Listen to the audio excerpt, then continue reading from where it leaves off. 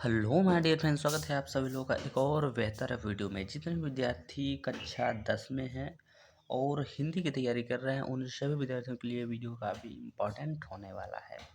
इस वीडियो में हम लोग देखने वाले हैं 20 महत्वपूर्ण बहुविकल्पीय प्रश्न जो कि हिंदी के होने वाले हैं, ठीक है। और ये जो वीडियो बनाया जा रहा है वो यूपी बोर्ड 2026 वालों के लिए बनाया जा रहा है, आप सभी को पता होना चाहिए, ठीक है। तो इस वीडियो के माध्यम से आपके जो एमसीक्यूज़ के जो क्वेश्चन गलत होते हैं, अब से गलत नहीं होंगे। अगर आप लोग हमारे चैनल पर नए हों तो चैनल को सब्सक्राइब कर लें, ठीक है, क्योंकि आपको ऐसे ही वीडियो जो है आपको डेली आपको इस चैनल पर मिलेगा, ठीक है। तो चलिए इस वीडियो को बिना देरी करते हुए वीडियो को स्टार्ट करते हैं। यहाँ पर आप लोग देख सकते हैं, ये दिया गया आपका पहला प्रश्न और पहले प्रश्न में कह रहा है कि आवारा मसीहा किसकी रचना है। बहुत ज़्यादा इंपॉर्टेंट रचना है भाई। क्या है? वेरी इंपॉर्टेंट रचना है। तो यहाँ पर VIMP हम लिख देते हैं। तो आवारा मसीहा जो है ऑप्शन रचना जो पूछा जा रहा है, तो ऑप्शन नंबर ए में दिया गया Ramkrishna Benipuri, option number B में दिया गया रांगे राघव, ऑप्शन नंबर सी में दिया गया Vishnu Prabhakar, option number D में दिया गया है महादेवी वर्मा दिया गया है। तो देखिए आवारा मसीहा जो रचना है बहुत फेमस रचना है, ये बोल सकते हैं। और ये जो रचना है ये विष्णु प्रभाकर की रचना है। तो ऑप्शन नंबर सी वाला करेक्ट ऑप्शन हो जाएगा। तो चलिए समझते हैं क्वेश्चन नंबर 2 को। तो यहाँ पर आप लोग देख सकते हो, ये दिया गया है आपका क्वेश्चन नंबर 2। क्वेश्चन नंबर 2 में क्या बोल रहा है कि बालकृष्ण, ये कटा हुआ है तो इसको आप लोग नहीं पढ़िएगा। तो बालकृष्ण भट्ट द्वारा संपादित पत्रिका है। ऑप्शन नंबर ए में दिया गया Hindi Pradeep, option number B में दिया गया इंदुमती सॉरी इंदू, ठीक है। ऑप्शन नंबर सी में दिया गया माधुरी और ऑप्शन नंबर डी में क्या दिया गया है, तो प्रभा दिया गया है। तो देखिए बाण भट्ट की जो बाण भट्ट एक हैं लेखक हैं, ठीक है, उनकी जो पत्रिका है वो हिंदी प्रदीप है। और ये भी बहुत ज़्यादा इम्पोर्टेंट है, आपके एग्ज़ाम में कई बार ये क्वेश्चन आपको देखने को ज़रूर मिलेगा, ठीक है। तो इसको भी आप लोग स्टार बना लीजिए। जितने भी महत्वपूर्ण प्रश्न होंगे उसमें हम सभी क्या करेंगे, स्टार बना लेंगे, ताकि हमें ये समझ में आ सके कि ये प्रश्न जो है ज़्यादा महत्वपूर्ण है, ठीक है। तो चलिए अब समझेंगे हम क्वेश्चन नंबर 3 को। क्वेश्चन नंबर 3 में क्या बोल रहा है कि प्रेम सागर किसकी रचना है। तो ऑप्शन नंबर ए में दिया गया है मुंशी प्रेमचंद्र और ऑप्शन नंबर बी में दिया गया है लल्लू लाल, ऑप्शन नंबर सी में दिया गया है जयशंकर प्रसाद और ऑप्शन नंबर डी में क्या दिया गया है, तो दिनकर दिया गया है। दिनकर का पूरा नाम क्या होता है, आप सभी लोग बताइएगा। तो देखिए दिनकर का पूरा नाम अगर हम बात करें यहाँ पर, ठीक है, दिनकर की अगर हम पूरा नाम बात करें तो इनका पूरा जो नाम है वो है राम, ठीक है, धारी रामधारी सिंह दिनकर। तो ये इनका पूरा नाम है। तो आई होप आप सभी को ये पता अब से जो है आपको पता रहेगा। ये अगर कहीं ये आपको मिलेगा दिनकर का पूरा नाम तो आप बताइएगा रामधारी सिंह दिनकर, ठीक है। तो चलिए इसमें देखिए प्रश्न हमसे पूछा क्या था, प्रेम सागर किसकी रचना है। तो प्रेम सागर जो रचना है ये लल्लू लाल की रचना है और ये फेमस रचना है भाई, ठीक है। ये बहुत ज़्यादा इम्पोर्टेंट है, तो यहाँ पर हम इम्पोर्टेंट भी लिख देते हैं, ठीक है, इम्पॉर्टेंट यहाँ पर लिख देते हैं। तो चलिए बढ़ते हैं अपने नेक्स्ट क्वेश्चन की ओर। यहाँ पर आप लोग देख सकते हो क्वेश्चन नंबर दिया गया है 4। क्वेश्चन नंबर 4 भी बहुत ज़्यादा फेमस रचना है और ये इम्पॉर्टेंट रचना है भाई। तो इसमें क्या बोल रहा है, केशव दास की रचना है। तो ऑप्शन नंबर ए में दिया गया है भक्तमाल, ऑप्शन नंबर बी में दिया गया है Vinay Patrika, option number C में दिया गया है कवि प्रिया और ऑप्शन नंबर डी में क्या दिया गया है, तो लहर दिया गया है। तो ये भी आपका जो है बहुत ही ज़्यादा इम्पोर्टेंट जो है क्वेश्चन है। इसको आप सभी लोग अच्छे से नोट करिए। एक काम किया कीजिए, आप लोग की जितने भी MCQs के क्वेश्चन हैं उसको आप लोग कॉपी में लिखा करो और उसके ऑप्शंस लिखा करो। उस ऑप्शंस पे टिक मत किया करो, केवल ये याद किया करो कि इसका यही सही होने वाला है, ठीक है।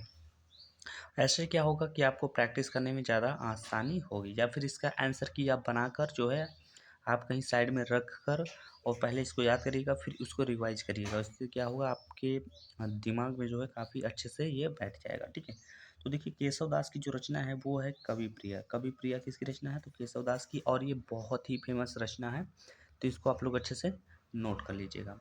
अगला क्वेश्चन है हमारा अगला क्वेश्चन क्या है भाई, तो यहाँ पर देख सकते हैं क्वेश्चन नंबर 5। क्वेश्चन नंबर 5 में क्या बोल रहा है, ठीक है। तो यहाँ पर आप लोग देख सकते हैं भाई क्वेश्चन नंबर 5 में क्या बोल रहा है, प्रयोगवाद के प्रवर्तक हैं, ठीक है।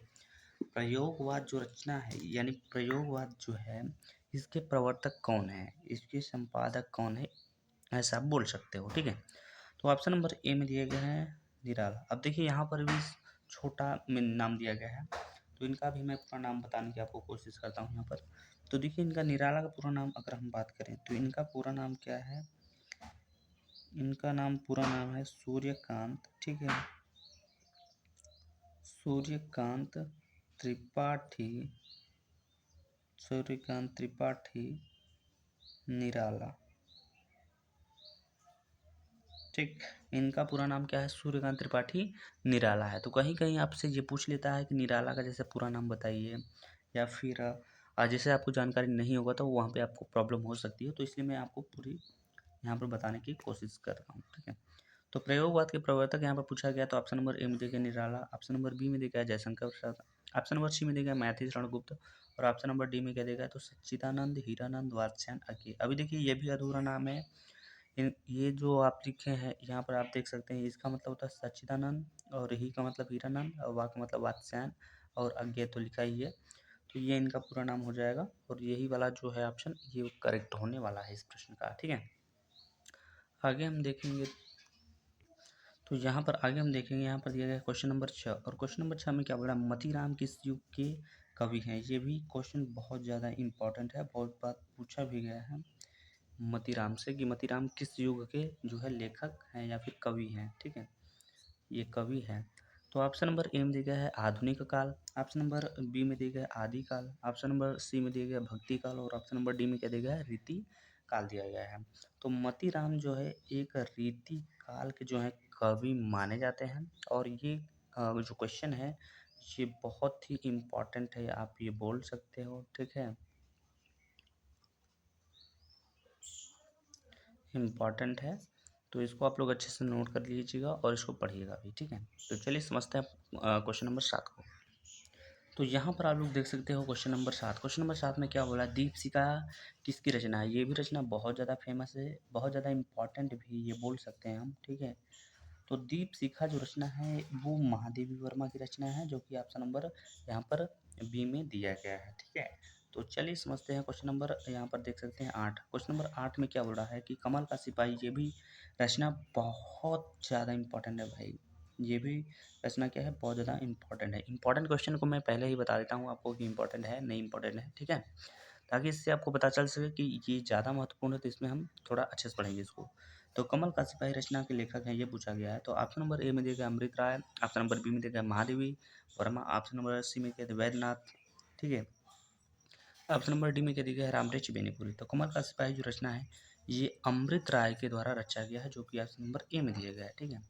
आगे प्रश्न की अगर हम बात करें तो यहाँ पर देख सकते हैं क्वेश्चन नंबर 9। क्वेश्चन नंबर 9 में क्या बोल रहा है, पंडित प्रताप नारायण मिश्र लेखक हैं, यानी किस युग के लेखक हैं ये आपसे पूछा जा रहा है। तो देखिए पंडित प्रताप नारायण मिश्र जो हैं ये भारतेंद्र युग के लेखक हैं, तो आप ऑप्शन नंबर यहाँ पर बी वाला जो है सही हो जाएगा, ठीक है। तो चलिए बढ़ते हैं अपना नेक्स्ट क्वेश्चन की ओर। यहाँ पर देख सकते हैं क्वेश्चन नंबर 10। क्वेश्चन नंबर 10 में क्या बोला है, साकेत महाकाव्य की रचना किसने की, और यहाँ पे देख सकते हैं आप लिखा है VIMP, यानी वेरी इंपॉर्टेंट है। तो साकेत महाकाव्य की रचना किसने की, ऑप्शन नंबर ए में दिया गया है Jaishankar Prasad, option number B में दिया गया है सूरदास, ऑप्शन नंबर सी में दिया गया है यहाँ पर मैथिली गुप्त, और ऑप्शन नंबर डी में क्या दिया गया है तो नंददास दिया गया है। तो इसके जो रचनाकार हैं यानी कि साकेत के, तो वो मैथिली गुप्त हैं, जो कि ऑप्शन नंबर सी में दिया गया है, ठीक है। तो चलिए बढ़ते हैं अपना नेक्स्ट क्वेश्चन की ओर। ये देखिए क्वेश्चन आपका यहाँ पर आ चुका है 11। क्वेश्चन नंबर 11 में क्या बोल रहा है, करुण रस का स्थायी भाव। यहाँ पर स्थायी भाव से क्वेश्चन पूछ रहा है, तो करुण रस का स्थायी भाव क्या होता है, तो शोक होता है, आप सभी को पता होना चाहिए, ठीक है। तो चलिए बढ़ते हैं अपने नेक्स्ट क्वेश्चन की ओर। तो यहाँ पर आप लोग देख सकते हैं क्वेश्चन नंबर 12। क्वेश्चन नंबर 12 में क्या बोल रहा है कि आँख का पर्यायवाची शब्द है। तो आई होप आप सभी को ये तो क्वेश्चन पता होना चाहिए, छोटे छोटे क्वेश्चन तो आराम से आप बता सकते हो, ये बेसिक क्वेश्चन है, ये हर साल ऐसे क्वेश्चन आपको देखने को मिलते हैं। तो आँख का पर्यायवाची जो शब्द होता है, ना वाहन होता है, ना गिनती होता है, ना सुधा होता है, इसको हम बोलते हैं क्या, अक्षी, अक्षी बोलते हैं भाई, तो अक्षी हो जाएगा। अब देख सकते हैं क्वेश्चन नंबर 13 में क्या बोल रहा है, सोरठा की यहाँ पर दूसरे एवं चौथे चरण में कितनी कितनी मात्राएं होती हैं। तो अब देखिए, सोरठा के प्रथम एवं तृतीय चरण में जो मात्राएं होती हैं वो होता है 11 होता है। ठीक है, अगर हम बात करें इसका दूसरा एवं चौथा चरण की, तो दूसरे एवं चौथे चरण में कितनी कितनी मात्राएं होती हैं, तो 13 मात्राएं होती हैं। तो ये आप लोग याद रखिएगा। तो 13 वाला ऑप्शन आपका जो है करेक्ट हो जाए, क्योंकि यहाँ पर पूछा है ना दूसरे एवं चौथे में, तो दूसरा एवं चौथा में 13 है। तो चलिए बढ़ते हैं अपने नेक्स्ट क्वेश्चन की ओर। यहाँ पर आप लोग देख सकते हैं क्वेश्चन नंबर 14 में क्या बोल रहा है, रोला किस प्रकार का छंद है, यानी किस प्रकार का छंद है। अर्ध सम्मात्रिक छंद है, विषम मात्रिक छंद है, या फिर सम्मात्रिक छंद है, या फिर कोई नहीं, या फिर इनमें से कोई नहीं। तो रोला एक प्रकार का क्या है, सम्मात्रिक छंद है, जो कि ऑप्शन नंबर सी में दिया गया है। अब बढ़ते हैं क्वेश्चन नंबर 15 की ओर। क्वेश्चन नंबर 15 में क्या बोला है, पीपर पात सरिस मंडोला में कौन सा अलंकार है। तो अब देखिए यहाँ पर आ गया है सरिस। सरिस जहाँ पर सासी से सरिस इत्यादि शब्द आते हैं, तो वहाँ पर हो जाता है क्या, उपमा अलंकार हो जाता है। ठीक है, तो चलिए भाई बढ़ते हैं अपने नेक्स्ट क्वेश्चन की ओर। क्वेश्चन नंबर 16, यहाँ पर देख सकते हैं क्वेश्चन नंबर 16 में क्या बोल रहा है कि पीताम्बर में कौन सा समास है। ये समास से क्वेश्चन पूछा गया, और समास से क्वेश्चन आपको हर साल देखने को मिलता है। ठीक है, तो देखिए पीताम्बर का मतलब होता है पीला है अंबर। ठीक है, यानी पीले हैं वस्त्र, अर्थात विष्णु को हम जानते हैं। ठीक है, तो यहाँ पर आपका जो है कर्मधारय समास हो जाएगा, क्योंकि वस्त्र कैसा है, तो पीला है, यानी वस्त्र की जो गुणवत्ता है वो पीले रंग से यहाँ पर दर्शा रहा है, तो कर्मधारय समास यहाँ पर हो जाएगा। ठीक है, तो चलिए समझते हैं क्वेश्चन नंबर 17 को। तो यहाँ पर देख सकते हैं क्वेश्चन नंबर 17 में क्या बोला है, रचना के आधार पर वाक्य के कितने भेद होते हैं। तो आई होप आप सभी को पता होगा कि रचना के आधार पर जो वाक्य होता है वो 3 प्रकार का वाक्य होता है। कितने प्रकार का, तो 3 प्रकार का। 3 दिया गया है ऑप्शन नंबर बी में, तो option number B option correct हो जाएगा। अब यहाँ पे देख सकते हैं क्वेश्चन नंबर 18। क्वेश्चन नंबर 18 में क्या बोला है, भाव वाक्य में प्रधानता होती है, किसकी प्रधानता होती है, कर्ता की, कर्म की, या फिर क्रिया की, या फिर अव्यय की। तो क्रिया की होती है भाई, क्रिया की होती है, तो ऑप्शन नंबर सी वाला करेक्ट ऑप्शन हो जाएगा। अब समझते हैं क्वेश्चन नंबर यहाँ पर 19 को। क्वेश्चन नंबर 19 में क्या बोला है, युष्मत शब्द की, ये वाला देखिए बहुत ज़्यादा इंपॉर्टेंट है, और ये वाला तो पढ़िएगा ही पढ़िएगा। ठीक है, ये वाला जो शब्द रूप है, आपको शब्द रूप धातु रूप पढ़ने होते हैं, तो इसमें से पढ़ लीजिएगा ये वाला। तो युष्मत का तो इम्पोर्टेंट है। युष्मत शब्द की सप्तमी विभक्ति एक वचन में पूछ रहा है, तो इसका हो जाएगा त्वयी हो जाएगा, जो कि ऑप्शन नंबर सी में दिएगा। अब इस वीडियो का लास्ट क्वेश्चन यहाँ पे देख सकते हैं, क्वेश्चन नंबर 20। ठीक है, क्वेश्चन नंबर 20 में क्या बोला है, अविकारी शब्द है क्या, इंद्र, गाय, या फिर आप।